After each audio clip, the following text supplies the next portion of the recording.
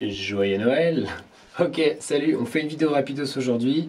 L'idée, ça va être de voir l'évolution un petit peu du portfolio actuel, de faire une petite prédiction sur la semaine à venir, peut-être même voir jusqu'au mois de janvier, et puis de donner quelques news d'actualité. Je vais faire une vidéo très rapide, petit cadeau de Noël, et puis on fera d'autres vidéos dans la semaine qui seront un petit peu plus soutenues.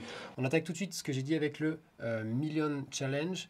Je rappelle que j'avais pris des positions sur Akala. Tu vois que là, on a bien buzz, bien pété.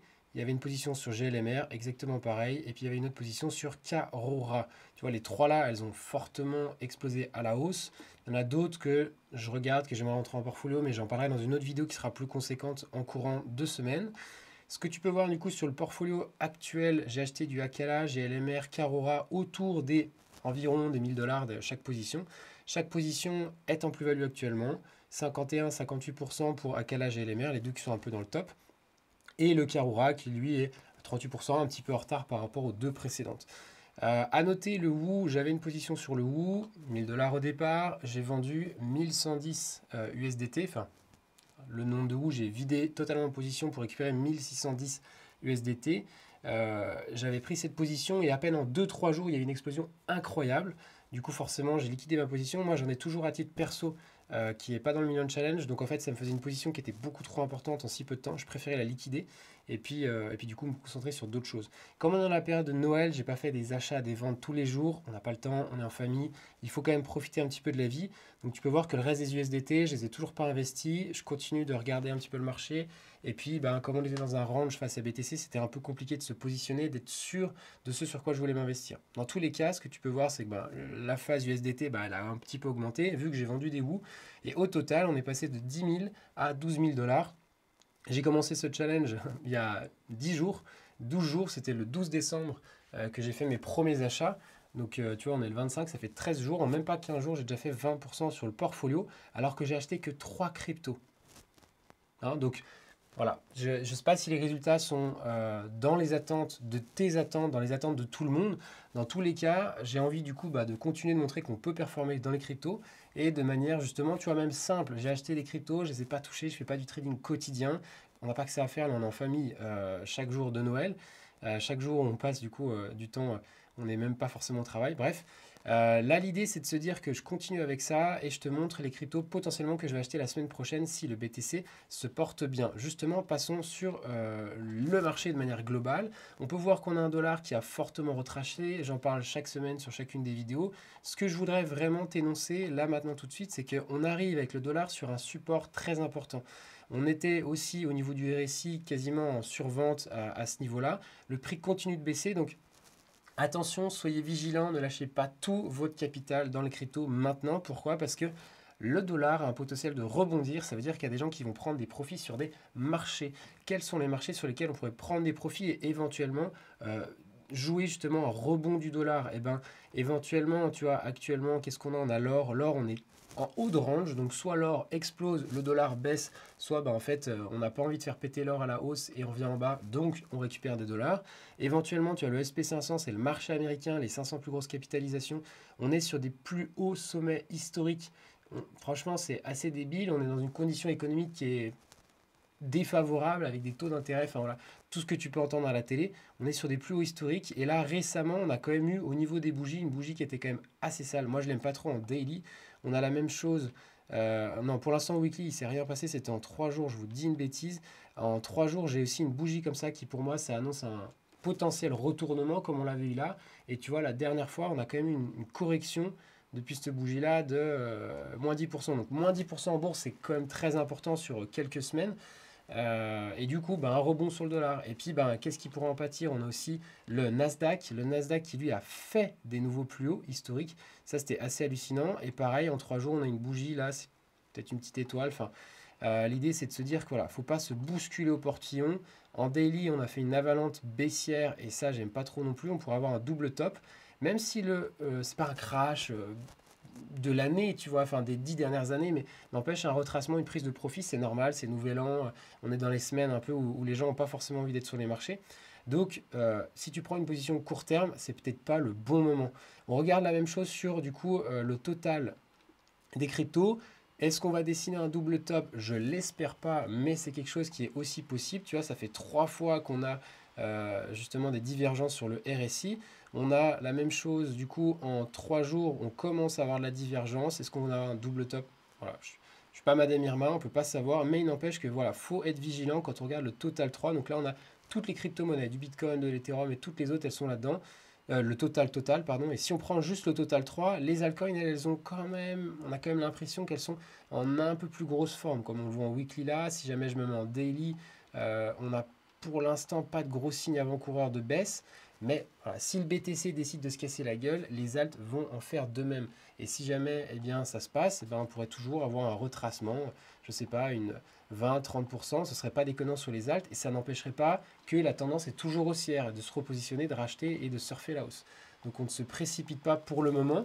On a vu du coup les alts en rapidos là, donc le Akala qui a pété. Pour l'instant, ça mèche. On vient chercher des premières zones de liquidité. Pour moi, il n'y a rien d'inquiétant. Je rappelle, on est sur des niveaux sur le Akala que j'ai pris. Quand tu remontes le graphique, enfin, moi, les objectifs, ils sont beaucoup plus hauts. De revenir chercher des zones de liquidité, on va être sur des X gigantesques. Donc, je ne suis pas prêt à vendre ces positions. C'est exactement pareil. Donc là, c'est encore le Akala, pardon. GLMR, ça va être exactement pareil. Quand tu prends un petit peu du recul sur la map, en fait, on a le rebond, il n'y a rien du tout. On fait des 50%, mais il y a des x20, des x50 à aller chercher. Et puis le Karora, c'est exactement pareil. Donc moi, ce que je te conseille, si ça t'intéresse, c'est de t'abonner justement aux vidéos pour suivre un petit peu ça et puis voir si jamais on va vraiment chercher des performances hallucinantes, retourner chercher des gros niveaux et venir tracer des W comme on peut le voir sur d'autres cryptos. Je sais pas, le VET, le Theta, le GRT, c'est des cryptos que j'avais déjà achetés auparavant dans le premier niveau, qui ont bien pump, qui sont revenus en bas, ont racheté une nouvelle fois, et après là en ce moment elles sont à peu près ici. Donc là sur ces crypto-monnaies-là, Karora, GLMR, on est très en retard, et les crypto-monnaies que j'avais déjà présentées pas ultérieurement, mais précédemment, elles sont beaucoup plus avancées, elles sont par ici, donc on suit tout ça au jour le jour. Ensuite, on termine avec quelques news rapidement, et pourquoi je dis attention sur le marché des cryptos. Tu as vu face au dollar, ce qu'on pourrait avoir éventuellement dans les semaines à venir. Donc, je vais reprendre juste le Bitcoin, parce que pardon, je ne l'ai pas passé, c'était ça que je voulais dire surtout. Face au Bitcoin, donc qu'est-ce qu'on a? On a pour moi un gros range entre le niveau des 40 000 et le niveau des, on va aller le serrer au niveau des 44. Je laisse montrer là-haut parce qu'il était sur une grosse résistance, 44 500.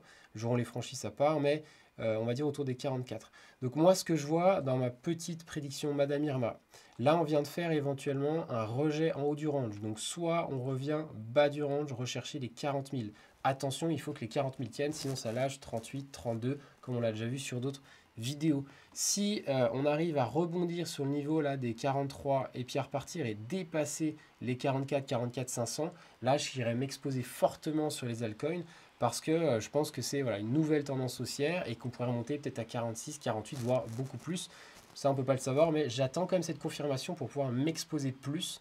Parce que pour l'instant, on a quand même le risque de retourner chercher le bas du range. Si au niveau du bas du range, on a justement un bon rebond, fort potentiel de retourner en haut, et là, je m'expose à nouveau sur les alts. Et sinon, si on vient à le perdre, j'attends, je regarde, sniper, et puis on essaie de chercher les alts qui, même pendant la baisse, surperforment le BTC. C'est là-dessus que j'irai me placer. Donc tu vois, là, je suis en 4 heures. Si jamais on prend un peu de recul en daily, on commence à voir un double top. Donc en court terme, on a on va dire, une phase de latéralisation. On ne sait pas trop où est-ce que ça va se passer, donc attention, on ne prend pas de risque. En daily, soit potentiellement, on a bien corrigé, on a fait un rebond, on prend du support du coup sur les 43 000 et on construit la structure pour continuer à être haussier. En daily, pour l'instant, c'est haussier, tu vois, on n'a pas fait de nouveau plus bas. Là, si on a un rebond, et qu'on dépasse je dis bien qu'on dépasse les 44 500. Pour moi, la validation est là. Tant qu'on ne les a pas dépassés, on est dans un truc, on ne sait pas trop où est-ce qu'on va. Donc, patience, vigilance.